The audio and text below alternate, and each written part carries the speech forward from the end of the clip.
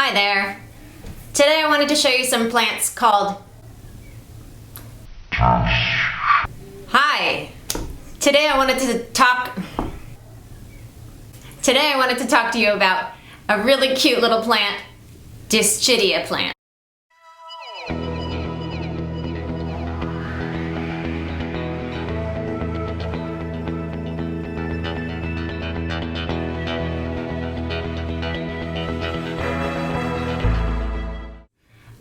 So we're going to talk about how to propagate these plants, what they are, how to take care of them.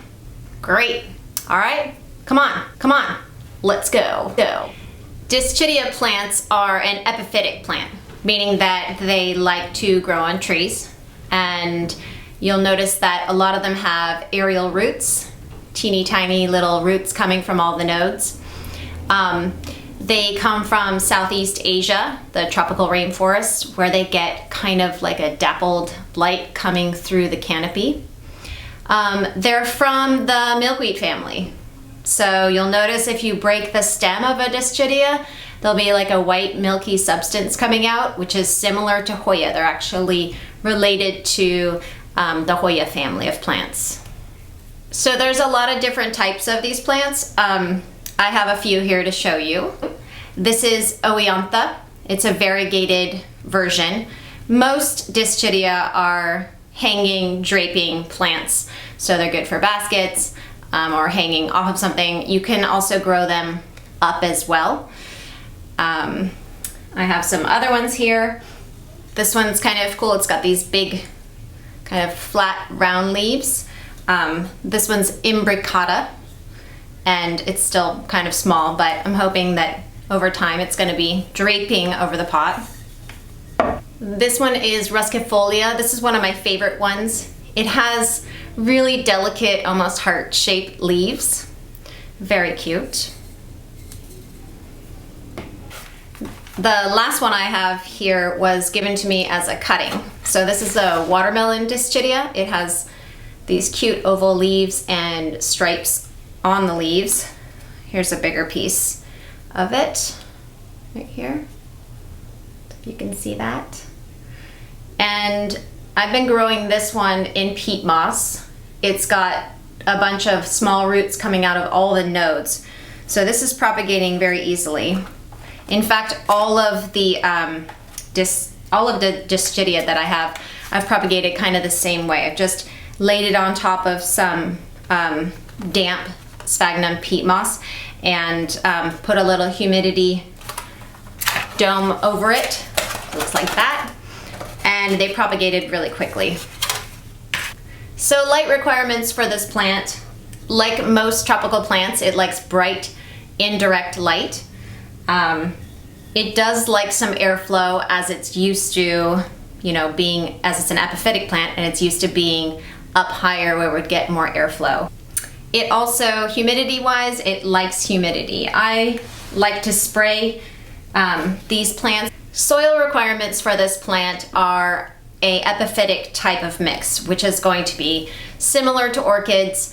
I personally don't like to make the mix too chunky because then I have to water it more often. If you're the type of person who's like an overwaterer, then I would recommend doing a very chunky epiphytic mix for these plants. But if you're like me and don't really want to water more than once a week, I would tend to go peat moss or coco coir, and then definitely add fir bark and charcoal, perlite, something else to break it up.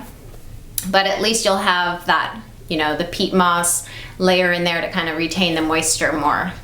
Water requirements for this plant, they definitely like to dry out between watering. They can dry out actually almost all the way.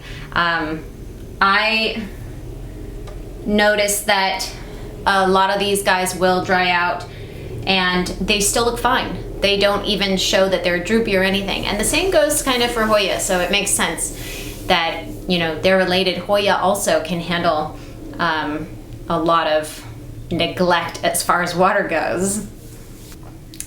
So fertilizer, you don't really want to fertilize too heavy with these plants. I would do a half dilution, and then of course spring through fall, the growing season, then cut down. You could do spring through fall once a month and then cut down in the wintertime to maybe every other month, or don't fertilize at all during the winter. That's their dormant period. So propagation. I already showed you one of the ways that I've been propagating the Dischidia. You can also put those stem cuttings, you know, if you had this stem cutting, you can just take these lower leaves off and stick it directly into perlite or a soilless soil mixture. When I say soilless, I'm meaning the base is going to be peat moss or coco coir. You don't want the leaves in there because they'll rot, and that will promote more rot on other parts of your plant. So that's one way to do it. You can also put these in water, and those little aerial roots are going to grow in the water. And then of course you could just layer it on peat moss. When I get cuttings and I layer them like this is kind of like the lazy lady's way of doing things, because I don't want to spend the time and make, you know, a little container with soil and I just throw them in here. At least they can get going and, you know, start to grow roots until I can take care of them a little bit more. So this is a really easy way. And some things that I know, you know, probably won't even root, I'll just stick in here and see, you know, maybe I'll get lucky. So leaves of plants don't typically root, but I don't know, thought I'd just throw them in here anyways. I have had, you know, if there's enough of the leaf, like this one with the little node, I could probably get a little root off that. Okay, so I think that's pretty much it for Dischidia plants. Sweet little guys, and I would definitely recommend them. They're pretty low maintenance, which I tend to like fairly low maintenance plants. Hope you enjoyed this video. Thumbs up, subscribe. Thanks so much. Take care. Bye.